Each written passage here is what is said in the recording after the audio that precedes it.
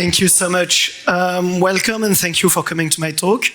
There will be some C++, but I promise I will explain everything. So usually people are a bit scared in JavaScript conferences. Also, full disclaimer, I'm terrible at C++. So I will try to explain stuff I'm not very competent in. Who am I? I'm Vladimir, use Vlad, it's shorter. I'm a staff engineer at Datadog. I used to work at this company named Screen, where we did Node.js instrumentation for security. We got acquired by Datadog, and now I do instrumentation for security in multiple languages, including Node.js. So if you want to do security monitoring in production, we can chat. I'm also a Node.js core collaborator, and you can follow me on Twitter. So I think we should start with a message on Reddit.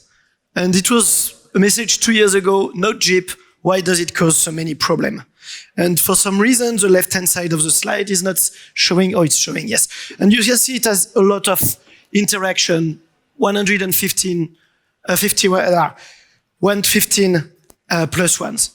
People have an actual pain point that is linked with Node.js. And the goal of this talk is actually telling you that you don't have a pain point with Node.js, and to explain why you meet this pain point from time to time. Because we want to build the best product for you, and Node.js is a product, so we need to understand what our users want and how they want to use Node.js. Okay, so let's start with some reminders of the past. Running software is hard. Building software is hard.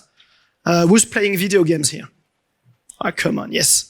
When I was growing up, at home we only had Mac computers because my mother's company was providing Apple devices.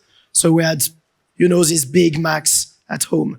That means I grew up without video games, or mostly Civilization, those kind of strategy games, because we would not have Age of Empires, we would not have FPS, none of that, because those were designed to run on Windows with some specific GPUs, and we didn't have any of that at home. Well, then I got some Linux stuff, and everything that runs on Windows or macOS could not run. And when you build software, you need to have an idea of where it will run, because that's where you will compile it, that the API the system will give you, that the compatibility the hardware will give you. And this matrix is huge, because there is operating system. There's CPU architecture. There's CPU memory space addressing. And even on Linux, because of muscle, libc, you have variants of Linux between Alpines or all the regular Linuxes. And it's actually really hard to build software that will run on any platform. If you've been coding with C, C++, Fortran, you know that.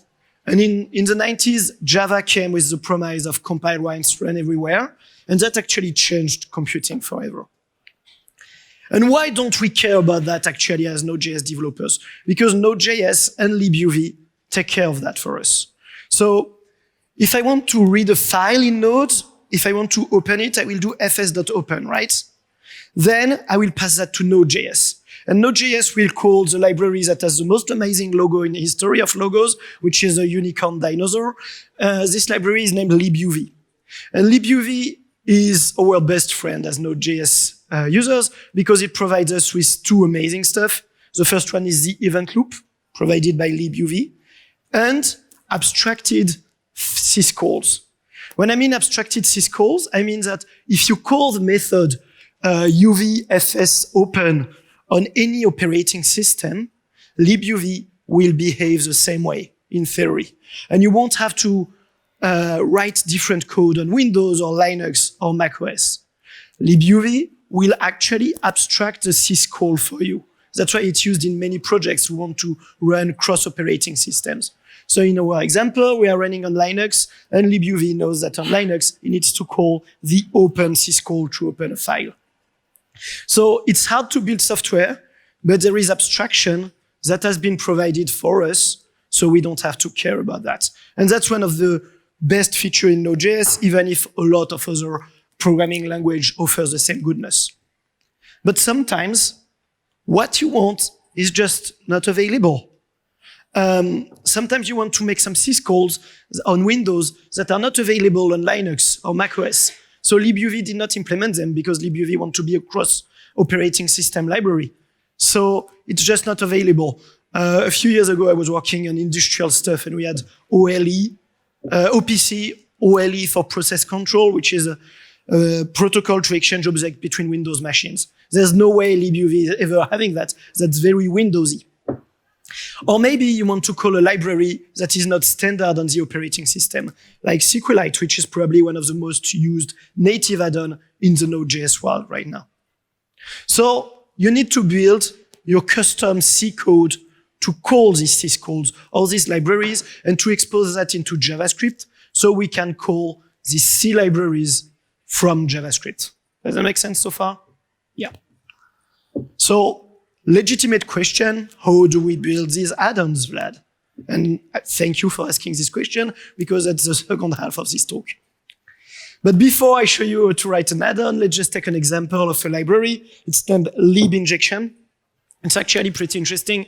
It's a library that you can use to detect if there is an XSS payload or a SQL injection payload in a string.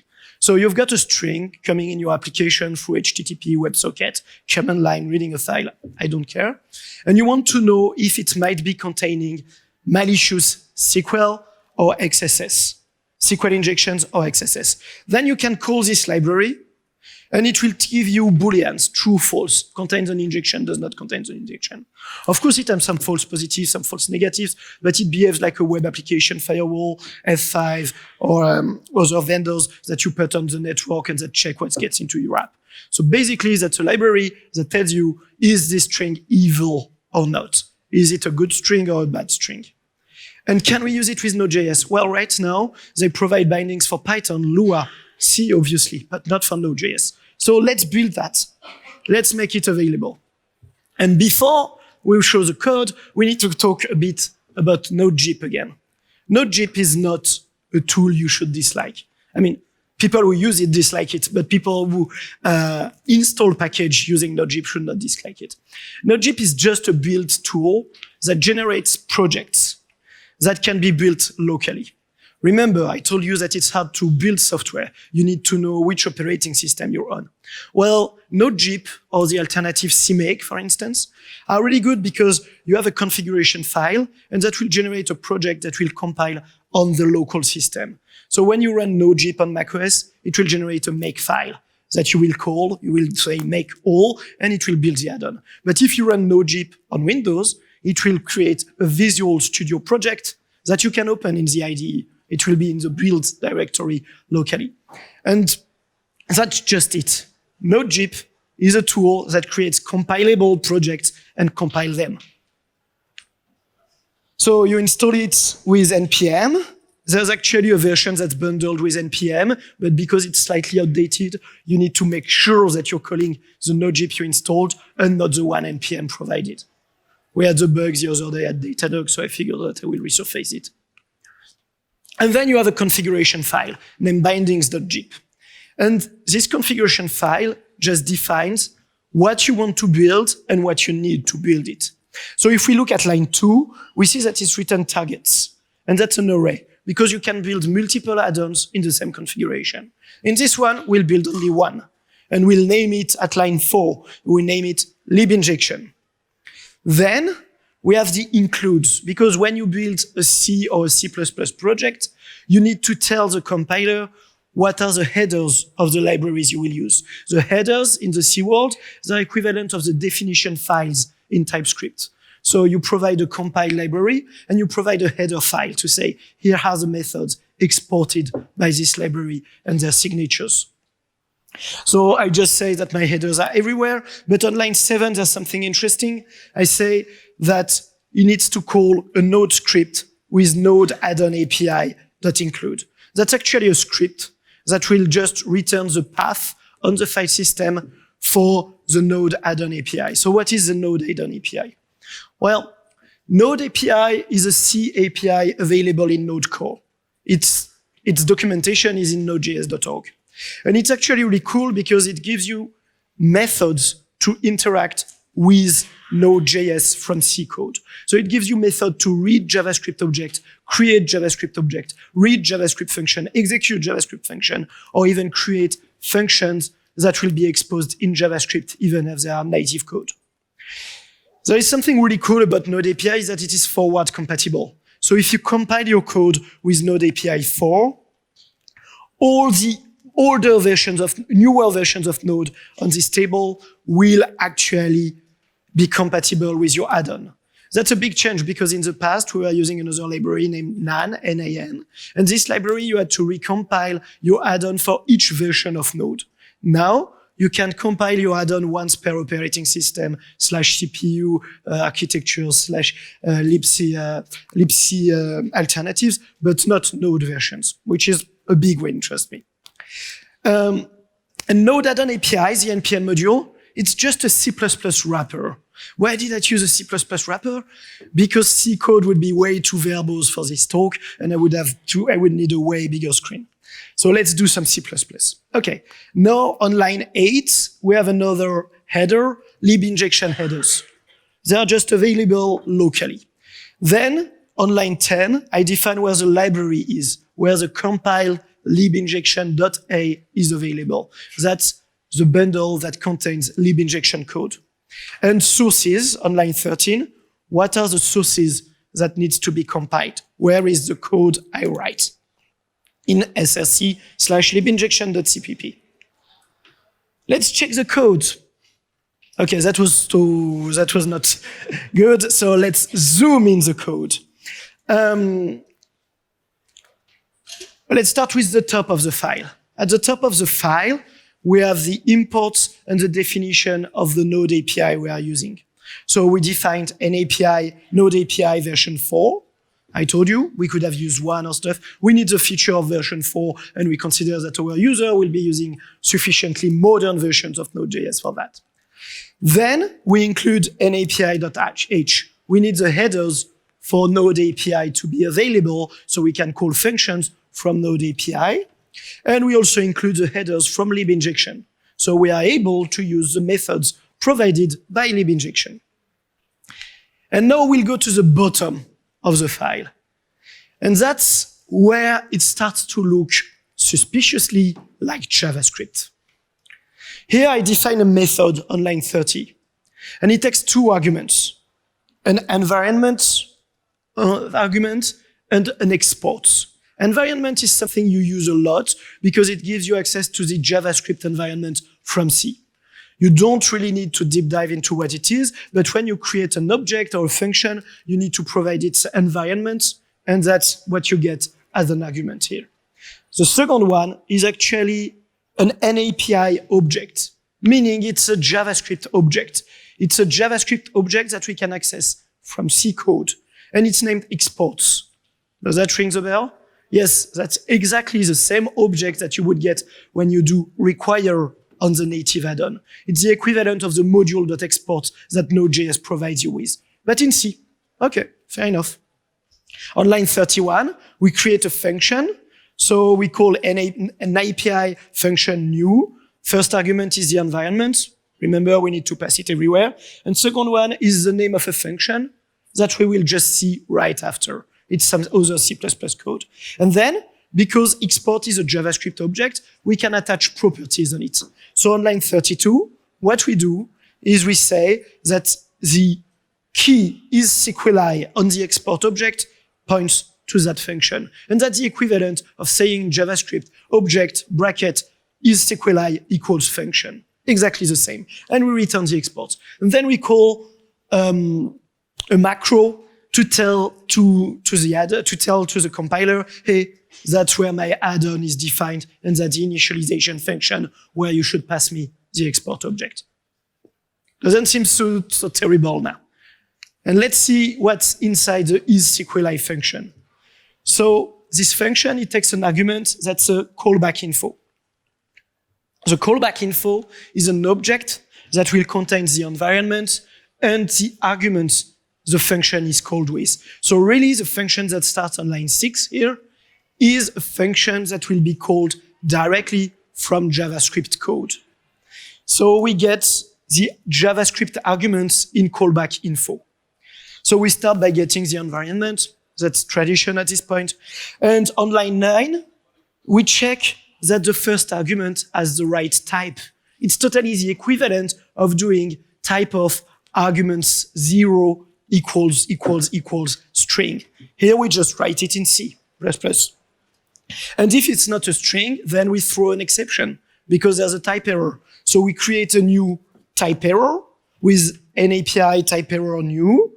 We put the string in our type error, the message, and we throw it. And because we don't have exception management, because I disabled it, we need to return. So we are sure that there is no extra code executed. That's why we return on line 12. And then line 15 to 21, we don't really care about. It's the code that is just copy-paste from libinjection definitions, documentation. So I just read info 0 as a string on line 17, pass it to the library, and the library returns an integer that tells me if there was an injection or not, a SQL injection or not in that thing. That's what we do on line 21. And then I will return a proper Boolean, a JavaScript Boolean, as the output of my function. And voila, that's, apart from the C part in the middle, that is the business logic of the function, that's just like writing JavaScript in C++. So that's how we get this function. Does it work? Yes, it does. So I can import it with a require. Doesn't work with ES6 imports yet. And you see it's a file.node that has been created. This file.node is just a shared library that you can open with a DL open in Node. And we call it is SQLi on hello world. It will return false and not something that looks really shady and terrible as terms of SQL injections. And it tells us, yes, this is likely to be a SQL injection. So just to take a step back, we had a C library, and with 40-ish line of code, we are now able to call the C code from JavaScript directly. And it was not that hard. So a quick note about performance. Usually, going native will give you a good performance boost on the algorithm itself. But often, the cost of reading the objects from V8 and copying them in C will be very high. So it makes sense to actually benchmark if this binding cost is not too big for your use case. Because the bigger the object you will use, the bigger this cost will be. So you need to benchmark depending on exactly what you want to do, if you have the choice into doing a native add-on or writing in JavaScript. Okay, let's go to the hard part. Remember, it's hard to distribute software. So how do you build your native add-ons? Well, you have two solutions. Either you tell the end user that's your problem. I will provide the source, and there will be an npm install script, and it will compile it locally. And that's why people meet problem with Node.js most of the time, because there is a compilation error, and Node.js is just the messenger telling you, oh, there was a mistake. But the compilation error can come from everywhere. Can come from people not having a proper compiler locally, can come from people having an older compiler locally, or people missing libraries. When you try to install some Python or Ruby project, you end up installing a lot of libraries locally because they are not provided with the project all the time. So that works because you don't have much work as a maintainer. That's not the best UX. But you've got, and that's why people complain about Node.js. They don't complain about native add-on. They complain because it's hard to build native add-on in unsupervised environments. Or you can pre-build the library. You can, I mean, that's a binary. You can pre-build it in the cloud and distribute it as a pre-built library. You reduce the failing cases. But that means that there will be edge case. For instance, there is no M1 available on GitHub Action yet, so I can't CI build my native add-ons right now. And your NPM module will get bigger and bigger. So really the solution is actually in between, in my opinion, where you pre-build the binaries. They can be downloaded at install time or provided in the NPM package. And if that fails, you can fall back on local build. And if that fails, you wait for people to be grumpy in the GitHub issues. And I agree, maybe in 2022, we should be able to do something simpler than all of that. We put people on the moon, but we are not able to distribute software. Well, there's WebAssembly, always. WebAssembly is a binary format that has been designed to be executed in various environments. The browser, Node.js, you name it. And it's actually pretty cool because since it's a defined binary format, you can compile once and run everywhere. Like really, not like Java. And the easiest way to compile C or C++ to WASM is emscripten. I'm running out of time, so I will go very fast on that one. That's an example from the emscripten library. But what you can see is that you just write some C code, C++ code. In our case, we have a function that does stuff with floats. And we just call a macro that says, hey, I want you to expose this method in WebAssembly. We call the emcc compiler, tell it generates the binding, tell we want the output as quickexample.js. It generates two files, quickexample.js, quickexample.wasm. The quickexample.js file will actually contain the binding to initialize and call the wasm bundle.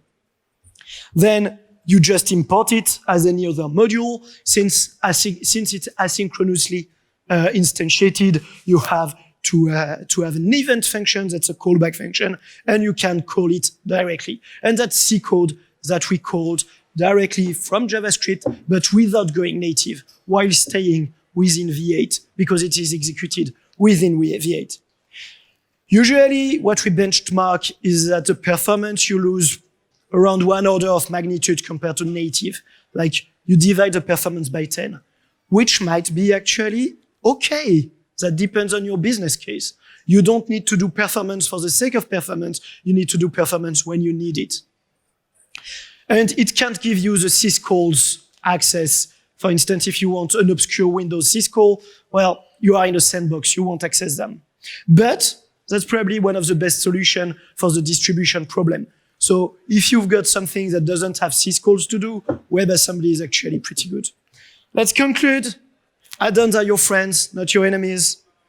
They are fun to build. At least I find them fun to build.